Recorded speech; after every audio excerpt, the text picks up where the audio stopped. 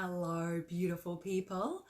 It's Beks Thompson here, and I haven't been live for a while. I've been feeling this need to cocoon, but now I'm sensing this bigger energy that's coming through the full moon, I think, and getting things juicy, getting things moving, getting this creative juices happening. And I wanted to share with you something that's been bubbling away with me for a while about in this situation now, whether you are coping through a situation or whether you're actually growing and taking this opportunity through a situation. And it can be through a situation like a big global shift that we're happening right now, but it can also just be in day to day. Are you just plodding along, coping, or are you growing with life? So I'm Beks Thompson, and I work with women to help them really bridge this gap between the practical and the spiritual so that you can live your best life without having to burn out. And unfortunately, when we are coping with life, it is more likely to lead to burnout. I want to share with you today the 4 key things that you need to be aware of around coping and what you might be doing in order to cope so that you can alert yourself and be switched on and go, I'm in coping mode right now.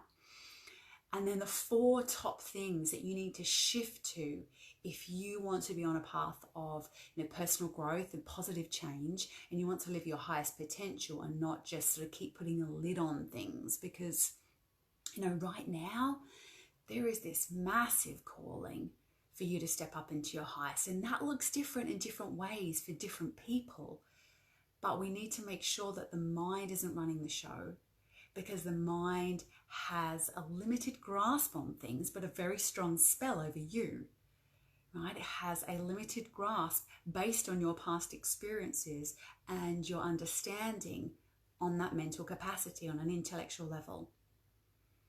And if you limit yourself to that, then you get on a bit of a sticky wicket. We need to do something a little bit bigger than that. So coping, all right? I want to share what are the top 4 things you need to look at when you are in a place of coping. And I've jotted them down so I don't forget any. So what do you do when you're coping? The first thing you do is you hope, right? Jot this down. If you're just joining me now, are you in coping or are you in growing and thriving? So what do? The first thing you do when you're coping is to hope.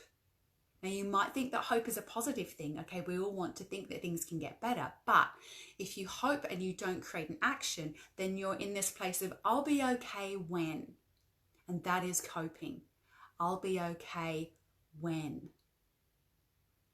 That means you're actually in resistance to what is happening right now and saying that I'll be okay when things change. So you're allowing your environment and your situation to have a hold over you.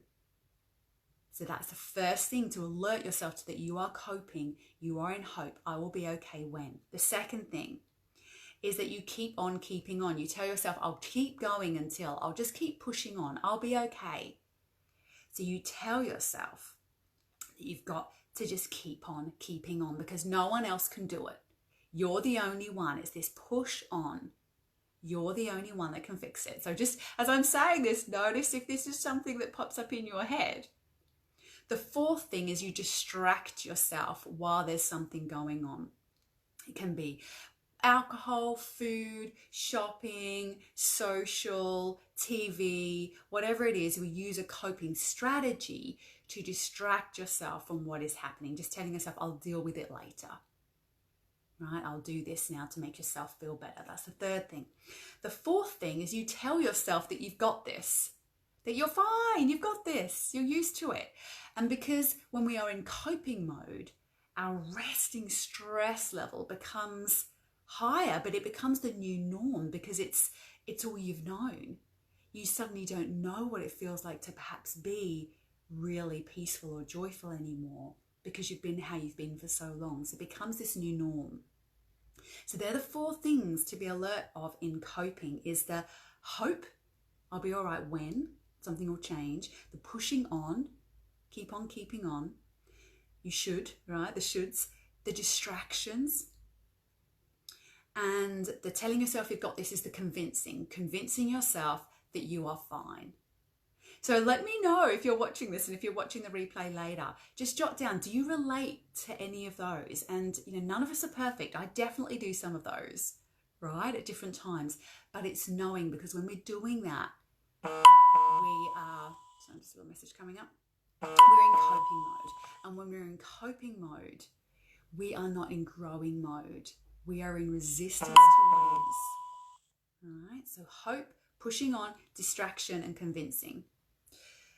So if you want to transform through change, right, through different situations, and create a positive influence in the world, if you like, so that you are still growing rather than just staying stuck and relying on your external environment, there are 4 top things that you need to do. The first one is to stop, is to actually be aware that you're in coping, is to stop, reflect, and start responding in a different way. Stop, reflect, and start responding in a different way. So just an example of that, if you are someone that would normally distract yourself, say with alcohol or TV or social, when you feel yourself going to do that, just stop. I'm aware. Is there something different I could do in that moment? So stop, reflect, respond differently. The second thing is to question. Why am I feeling like this?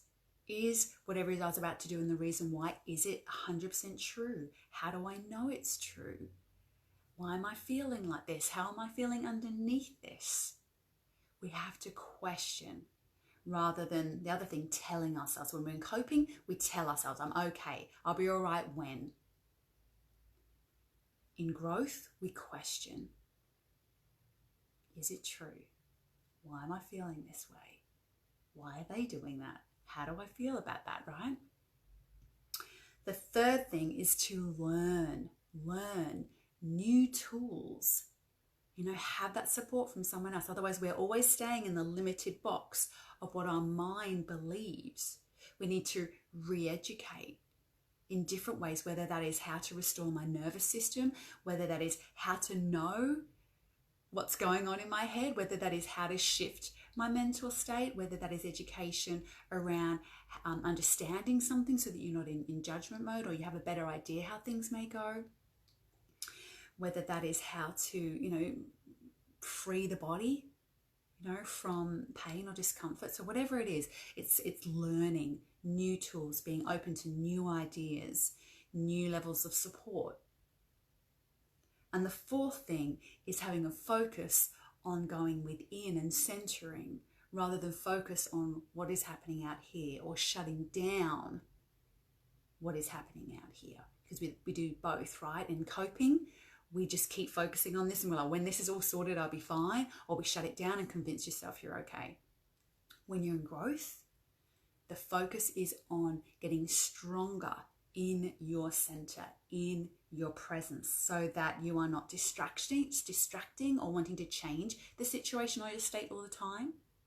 And instead you are finding your center, your calm, your abiding and unwavering peace, no matter what the situation is. And that's the path of growth.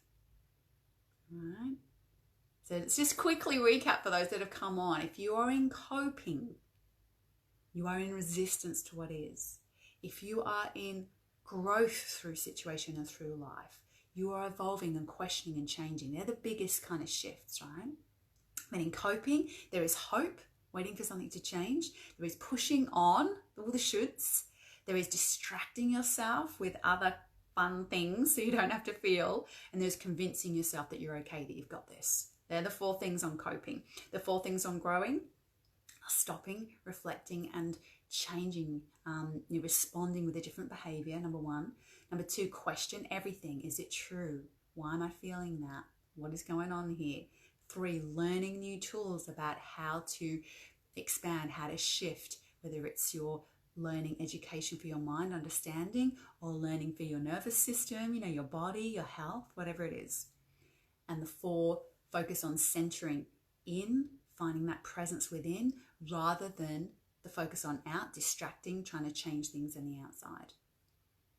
So I hope that helps. I would love to hear what you are thinking as I'm sharing that, whether you see yourself in some of those coping mechanisms and whether you see yourself perhaps in some of those growth areas, but there might be some ways that they overlap or some gaps in each of those. I'd love to hear your thoughts. And if you have any questions about this or any of the work that I do, then please reach out on message here or PM me. We're all about helping you to sustain a peaceful, strong presence no matter what, so that you can be a beacon of light, of hope, of energy, of wisdom.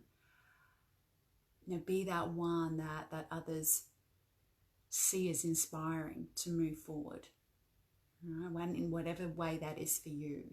And so if you know that you feel you have that calling, then do reach out, because we have different programs and different events, happening where we teach you some foundational tools around how to be that unwavering presence, no matter what is going on around you, no matter what others are thinking and feeling in this changing world.